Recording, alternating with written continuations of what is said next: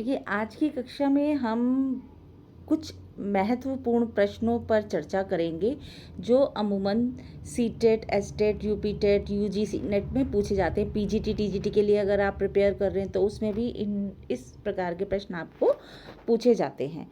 तो यहाँ पर हम कुछ प्रश्नों को सॉल्व करेंगे, उनका हल जानेंगे, जिससे कि आप जो पेपर के लिए जिन भी एग्जामिनेशंस के लिए या जिन प्रतियोगी परीक्षाओं के लिए तैयारी कर रहे हैं, आपको हर रोज़ ऐसे 10 या 20 प्रश्नों का अभ्यास करवाया जाएगा जो एग्ज़ाम्स में आपकी परीक्षाओं में पूछे जा सकते हैं और यहाँ से प्रश्न बन के ज़रूर आता है हिंदी का उद्गम और विकास।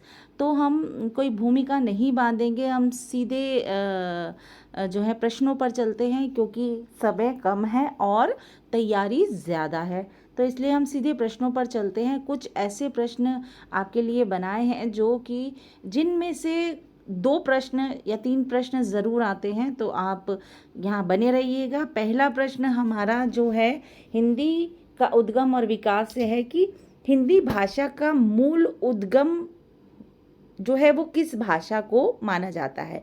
मतलब कहाँ से हिंदी भाषा का उद्गम हुआ है, फारसी से, संस्कृत से, पाली से या प्राकृत से।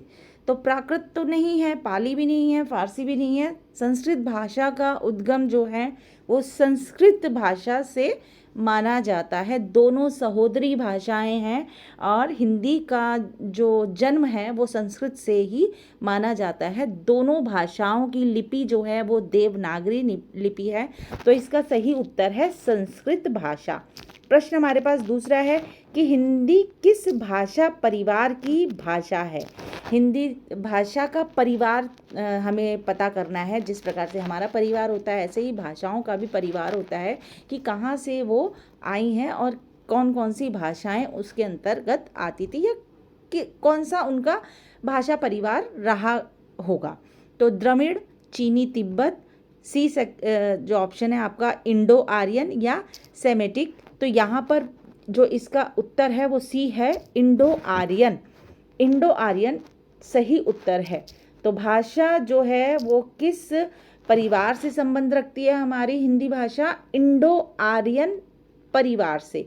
तीसरा प्रश्न है निम्नलिखित में से किसको हिंदी की प्रथम कविता माना जाता है। देखिए, पहली कविताएं आजकल सभी लिखने का जो है आपने देखा होगा चलन जो है बहुत ही प्रखर है और अधिकतर फेसबुक पे भी आप देखते रहते हैं, कविताएं सभी लिख लेते हैं। मगर हिंदी की प्रथम कविता कौन सी है?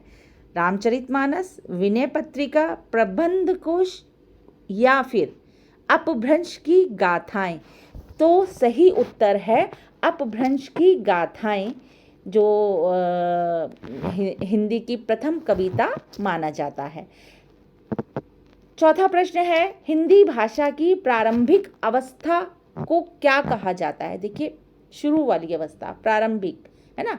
प्राथमिक अवस्था कौन सी है हिंदी की? संस्कृत, प्राकृत, अपभ्रंश या ब्रज भाषा। तो पहली अवस्था है हिंदी की अपभ्रंश। आपका ऑप्शंस जो है सी वो बिल्कुल सही है। अपभ्रंश जो है हिंदी भाषा की पहली अवस्था है। ठीक है, जो कहते हैं ना बच्चा जब छोटा होता है तो प्राइमरी स्तर पर वो उसे हम बालक कहते हैं। तो वो जो बालपन है वो कहाँ से शुरू हुआ है? हिंदी का अपभ्रंश से। पांचवा प्रश्न है भोजपुरी, अवधी, ब्रज और खड़ी बोली ये किसकी उपभाषाएं हैं? फारसी, हिंदी, उर्दू या संस्कृत। तो ये किसकी उपभाषाएं हैं? ये हिंदी की उपभाषाएं हैं। ध्यान रखना है आपको। दोबारा मैं आपको प्रश्न बता देती हूँ। भोजपुरी, अवधी, ब्रज और खड़ी बोली ये किसकी उपभाषाएं हैं? ये हिंदी की ही उपभाषाएं हैं और इनकी लिपि भी समान ही है।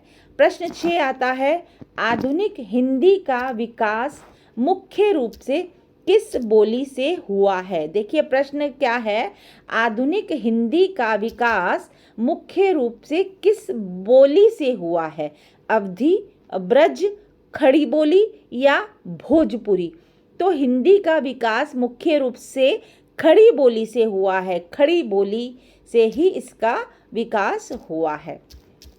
प्रश्न 7 हमारे समक्ष है, हिंदी को भारत की राजभाषा कब घोषित किया गया था? राजभाषा मतलब जिस समय से हिंदी को हिंदी का जो है हिंदी को सरकारी कार्यालयों में हिंदी को अपनाया गया था, तो वो कौन सा समय था, कौन सा वो सन था? 1947, 1950, 1952 या 1965? ठीक है, हिंदी भाषा कब से कार्यालयी भाषा बन गई थी? तो ये इसका सही उत्तर है 1950। भूलना नहीं है आपको, 1950। 8वां प्रश्न है, अपभ्रंश किसका विकृत रूप है? किस भाषा का विकृत रूप माना गया है अपभ्रंश को? तो संस्कृत का, उर्दू का, अंग्रेजी का या फारसी का? तो ये संस्कृत भाषा का ही बिगड़ा हुआ रूप है जिसे हम कहते हैं अपभ्रंश। संस्कृत भाषा का विकृत मतलब बिगड़ा हुआ रूप।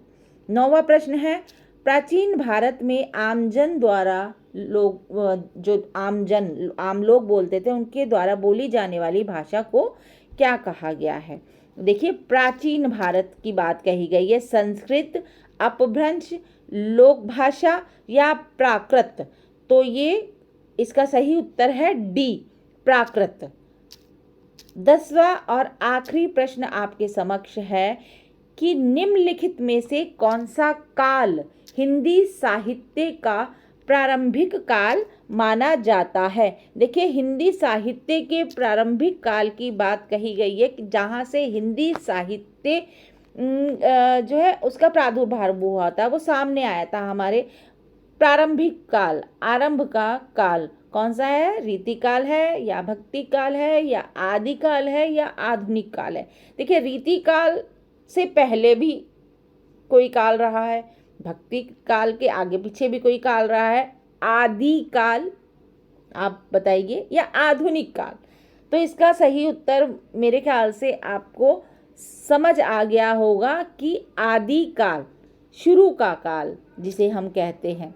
एक होता है ना आदि का जो विलोम शब्द क्या कहते हैं? अंत। तो आदि मतलब प्रारंभिक, इस शब्द में ही इसका उत्तर है। और आपको भी प्रश्न क्या दिया गया है कि हिंदी साहित्य का प्रारंभिक काल कौन सा माना जाता है? तो आदि मतलब ही क्या होता है? प्रारंभ। तो आदि काल हिंदी साहित्य का प्रारंभिक काल माना गया है। आज की कक्षा में ये 10 क्वेश्चन जो आपको करवाए गए हैं, जिसकी आपको रिवीजन दी गई है टेस्ट सीरीज के अंतर्गत, ये सारे मुख्य प्रश्न हैं जिसमें से प्रश्न पूछ लिए जाते हैं सीटेट एग्ज़ाम में। इसकी तैयारी कर लीजिए। आपको जो नया वीडियो है, नई जो आपको कक्षा है, वो और अन्य 10 प्रश्नों पर दी जाएगी, जो मुख्यतः आपके CTET, STET, UPTET, UGC net पर ही आधारित होंगे और चुन चुन के आपके लिए प्रश्न लाए जाते हैं। तो आप इस चैनल को सब्सक्राइब ज़रूर करिए, लाइक करिए, कमेंट करिए कि आपको ये सारे प्रश्न कैसे लगे, या आपके जितने भी समस्याएं हैं उसका समाधान हो गया है, जो हिंदी भाषा का उद्गम और विकास से है। कुछ प्रश्न और लाएंगे हिंदी भाषा और उद्गम विकास से, भाषा के उद्गम विकास से, जो आपके एग्ज़ाम्स के लिए बहुत ही जो है वो महत्वपूर्ण होंगे। तो आज की कक्षा का समापन यहीं पर होता है। मिलते हैं अगली कक्षा में।